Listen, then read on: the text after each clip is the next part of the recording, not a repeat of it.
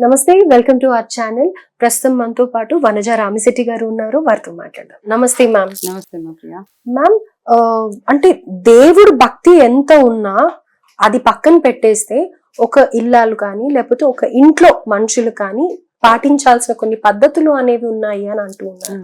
So definite గా మనమైతే అవి పాటించాలి, పూర్వం నుంచే వస్తూ ఉన్నాయి. ఎందుకు అనేది దానికి రీజన్స్ కూడా చెప్తూ వచ్చారు పెద్దవాళ్ళు. అది మన అనుభవ పూర్వకంగా కూడా తెలుసుకుంటూ ఉన్నాం. బట్ స్టిల్ ఒక చిన్న విషయమే, కానీ ప్రతి ఒక్కళ్ళలో ఉండే డౌట్ ఏంటంటే ఉదయం లేవగానే ఇల్లు ఊడ్చుకోవడం అనేది ఉంటుంది. ఇల్లు చిమ్ముకోవడం అని అంటారు, లేకపోతే క్లీన్ చేసుకోవడం అంటారు, ఏదో ఒకటి. రైట్? అది స్నానం చేసి చెయ్యాలి, లేకపోతే దోషం, లేకపోతే తప్పు, డెఫినెట్ గా ఏదో ఒక రీజన్ ఉండే ఉంటుంది. కానీ అది నిజంగా స్నానం చేసే ఈ పని ఇల్లు ఊడ్చడం అనేది చెయ్యాలని అంటారా? ఏంటి దాని వెనకాలన్న ఆంతర్యం ఏంటి? ఓకే, మామూలుగా మనం స్నానం చేసి ఇల్లు ఊడ్చాలి అన్న కాన్సెప్ట్ ఓకే, ఫైన్. మళ్ళీ పూజ గదిలోకి వెళ్ళేటప్పుడు పాస్ ఇల్లు ఊడ్చి మళ్ళీ పూజ గదిలోకి వెళ్ళాలంటే మళ్ళీ స్నానం చేసుకుంటామా కదా? చాలా మంది ఏంటంటే పూజ గదిలోకి వెళ్లే ముందే స్నానం చేసుకుని అప్పుడే ఫ్రెష్ గా మనం మడి ఆచారాలు ఉన్న వాళ్ళు ఉంటారు. ఉతికిన బట్టలు కట్టుకుని పూజ గదిలోకి వెళ్ళి స్నానం చేసి వెంటనే ఉతికిన బట్టలు అలా ఏమి అంటుకోకుండా అలా వెళ్తారు. అండ్ అది పద్ధతి కూడా. మనం పూజ గదిలోకి వెళ్తున్నాం అంటే అన్ని ముట్టేసుకుని అంటేసుకుని దాని తర్వాత వెళ్ళి పూజలు చేయం, ఎవరం చేయం, మన కల్చర్లో అయితే చేయం. అయితే ఈ ఇల్లు ఊడవడం అనేది ఏంటంటే పాతకాలం నుంచి వస్తుంది. పొద్దున్న లేవగానే ఫస్ట్ ఇంటి ఇల్లాలు ఏం చేస్తుంది అంటే ఫస్ట్ వాకిలి ఊడ్చి కల్లాపు జల్లి ముగ్గులు పెట్టేసి ఇల్లంతా క్లీన్ చేసేసి దాని తర్వాత యాక్చువల్గా పూజలు అన్నవి మగవాళ్ళు చేసుకోవాల్సినవి, నెంబర్ 1 థింగ్. అయితే ఆడవాళ్ళు ఏం చేస్తారంటే వాళ్ళకి హెల్ప్ చేస్తారు. ఓకే, ఇక్కడ చాలా మంది ఈ మధ్య మాట్లాడుతున్నారు, ఆడవాళ్ళు స్నానం చేసే చెయ్యాలా, మాకు కుదరదు కదా, అట్లా అడుగుతూనే ఉన్నారు. మెసేజెస్ కూడా ఏదో పంపిస్తూ ఉంటారు. ఫస్ట్ పూజ ఇంట్లో ఉన్న ఇంటి పెద్ద ఎవరైతే ఉంటారో మగవాళ్ళు చేయాల్సిన పని పూజ అనమాట. వాళ్ళే వెళ్ళి వాళ్ళే దీపారాధన, అభిషేకాలు అవన్నీ వాళ్ళు చేయాల్సింది. ఆడవాళ్ళు వాళ్ళకి కావాల్సినవన్నీ సెట్ చేసేసి అన్ని అందిస్తూ ఉంటారనమాట. అది నెంబర్ 1. ఈ లోపల ఆడవాళ్ళు ఏం చేస్తారు, స్నానం చేసుకొని చక్కగా ఇల్లు యూజ్ చేసుకుని అంతా చేస్తే ఈ లోపల హస్బెండ్ స్నానం చేసుకుని వెళ్ళి పూజ గదిలో కూర్చుంటారు. ఇది పాయింట్ నెంబర్ 1. రెండోది ఏంటంటే ఒకప్పుడు ఉమ్మడి కుటుంబాలు ఉండేవి, జాయింట్ ఫ్యామిలీసే కదా. 4 3 తోటికోడళ్ళు ఉంటే ఒక తోటికోడలు పొద్దున్నే స్నానం చేసేసి ఇల్లంతా ఉడ్చేసి అంతా చేసేస్తే ఇంకొక ఆవిడ ఇంకొక ఆవిడ స్నానం చేసుకొని వంటగదిలో వెళ్ళి వంటలు చేసేస్తా ఉంటారు. అన్ని స్నానం చేసుకొని చేయాలి. ఏది పాసి దాంతో చేయడం, పాసి వంటతో చేయడానికి లేనే లేదు. అలాగే నేను మంచం మీద నుంచి లేసి వచ్చి నేను బ్రష్ చేసుకోకుండా చేస్తానంటే మన కల్చర్ కాదు అది. సైంటిఫికల్ గా ఇవన్నీ ఏవో రకరకాల కారణాలు లేటెస్ట్ గా అవన్నీ మాట్లాడుతూ ఉంటాము. కాకపోతే ఎంత అడ్వాన్స్మెంట్స్ ఉన్నా మన కల్చర్ ఏదైతే ఉందో దాన్ని మనం ఫాలో అవ్వకుంటూ వెళ్ళిపోవడమే. మనం ఎంత చదువుకున్నా, ఎంత లక్షల జీతాలు సంపాదించుకుంటున్నా, ఎంత కార్పొరేట్ లైఫ్స్ ఉన్నా we have to value our Indian culture అనమాట. ఆ సిస్టమ్ ఏదైతే ఉందో దాన్ని వాల్యూ చేసుకుంటూ వెళ్ళిపోవడం. ఎవడొచ్చాడు ఎవడు చూసాడు అట్లా అంటూ ఉంటారు. ఎవరైతే బిలీవ్ చేయరో ఇట్స్ ఓకే. కాకపోతే స్నానము చేసి ఇల్లు ఉట్టడము, మళ్ళీ స్నానం చేసి పూజ గదిలోకి వెళ్ళడం కష్టం కాబట్టి నిద్ర లేవగానే అట్లీస్ట్ బేసిక్గా కొంచెం కాళ్ళు చేతులు అలా కడుక్కొని ఇల్లంతా క్లీన్ చేసుకున్న తర్వాత మీరు స్నానం అవి చేసుకొని దేవుడి గదిలోకి వెళ్తే అట్లా అట్లీస్ట్ చిన్న అడ్జస్ట్మెంట్. అది జాయింట్ ఫ్యామిలీ ఉందంటే ఒక్కొక్కరు ఒక్కొక్క పని షేర్ చేసుకోవచ్చు, that is well and good. లేదు మీకు ఎవరైనా హెల్ప్ అంత పొద్దున్నే వస్తారంటే వాళ్ళు ఇల్లు అన్ని చిమ్మేసిన తర్వాత మీరు పూజ గదిలోకి వెళ్ళొచ్చు. సో ఇవన్నీ ఆప్షన్స్ ఉన్నాయి. బట్ నన్ను అడిగితే అంటే ఇంటి పెద్ద మగవాళ్ళు ఎవరైతే ఉన్నారో వాళ్ళు పూజ చేయాలి, ఆడవాళ్ళు మాత్రం హెల్ప్ చేయాలి వాళ్ళకి. ఓకే, కాబట్టి ఈ సింపుల్ థింగ్స్ మనం మైండ్ లో పెట్టుకుంటే దాని గురించి ఏం స్టక్ అయిపోక్కర్లేదు, మనం చేసే పూజలు ఆపేసుకోక్కర్లేదు, దాని గురించి ఏం టెన్షన్ పడక్కర్లేదు. సో బేసిక్ ప్రొసీజర్ ఇదనమాట. ఓకే.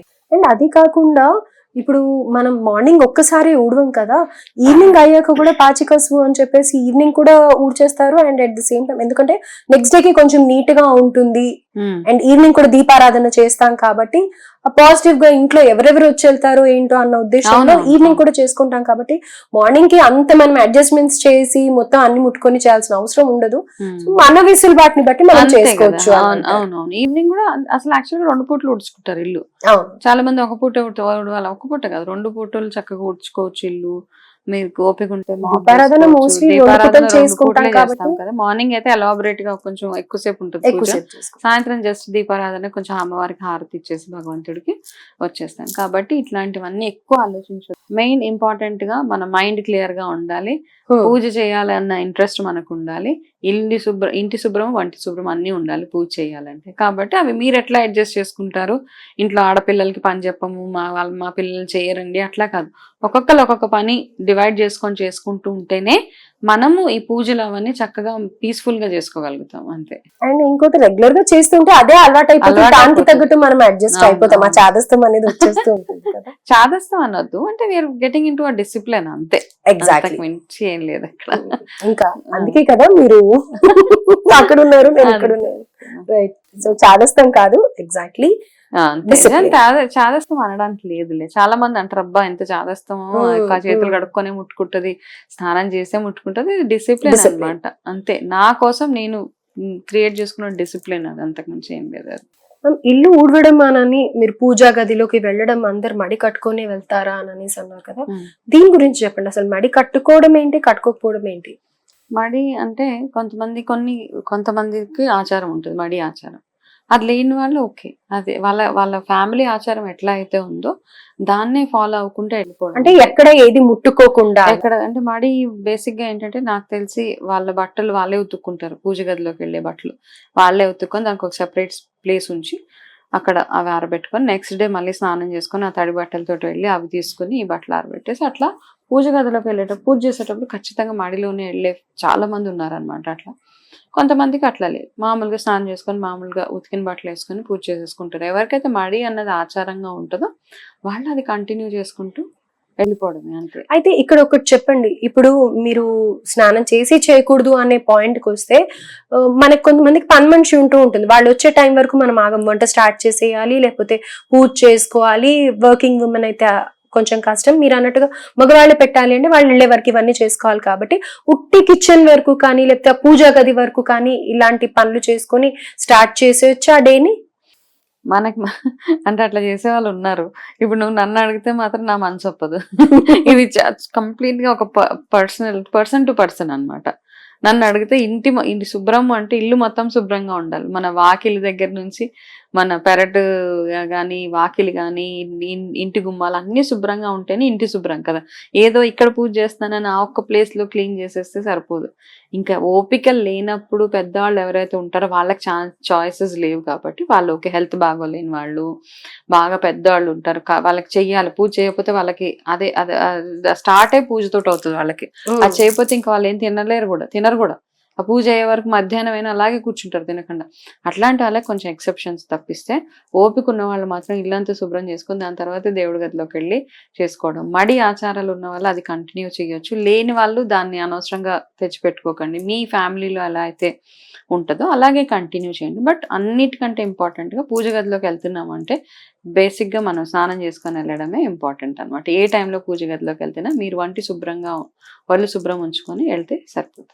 సో దాంతో పాటు మనం స్నానం అనేది ఇక్కడ మెయిన్ గా మాట్లాడేది ఏంటంటే మనలో ఉండే ఆ నెగటివ్ థింకింగ్ కానీ లేకపోతే ఆ వైబ్రేషన్స్ అన్ని పోయి అంతే కదా, ప్యూరిటీ తోటి వెళ్ళాలి కదా. మనం ఎక్కడికైనా వెళ్తే ప్యూరిటీ అంటాం, బట్టలు ఎందుకు కుదురుతాం, శుభ్రం. గుడికి వెళ్ళేటప్పుడు కూడా తల స్నానం చేసుకొని వెళ్తాం, ఇవన్నీ ప్యూరిటీ అనమాట. మామూలుగా హెల్త్ పరంగా చూసుకుంటే రాత్రి నిద్రపోయినప్పుడు స్వెట్ గ్లాండ్స్, ఆయిల్ గ్లాండ్స్ అవన్నీ ఓపెన్ అయిపోతుంటే మన బాడీలో ఉన్న టాక్సిన్స్ అన్ని బయటకు వచ్చేస్తుంటాయి నిద్రలో కదా. అందుకే మన బ్యాడ్ బ్రీత్ వస్తూ ఉంటుంది మార్నింగ్. బేసిక్ డీటాక్స్ అయిపోతుంది అనమాట మన బాడీ. సో ఆ డీటాక్స్ అయిన స్వెట్ గ్లాండ్స్ ని, ఆయిల్ గ్లాండ్స్ ని అవన్నీ క్లీన్ చేయాలంటే మనం వెళ్ళి స్నానం చేసుకోవాలి. సో ఆ స్నానం చేసుకుంటే ఒకలాంటి ప్యూరిటీ, ఒకలాంటి మంచి ఫీలింగ్ వస్తుంది. ఆ ఫీలింగ్ తోటి మనం భగవంతుడి దగ్గరికి వెళ్ళి పూజ చేసుకోవాలి. సో అన్నిటికీ ఇంటర్లింక్డ్ అనమాట ప్రతి ఒక్కటి. So it is not question that like మీరు స్నానం చేశారా చేయలేదా కాదు, how you are adapted, like మీరు ఏదైతే ఫస్ట్ నుంచి పాటిస్తూ ఉన్నారో సింపుల్ గా ఉన్నారో అవే ఫాలో అయితే సరిపోతుంది. అనవసరంగా హెడ్ బ్రేక్ చేసేసుకోకూడదు. Right. Thank you so much.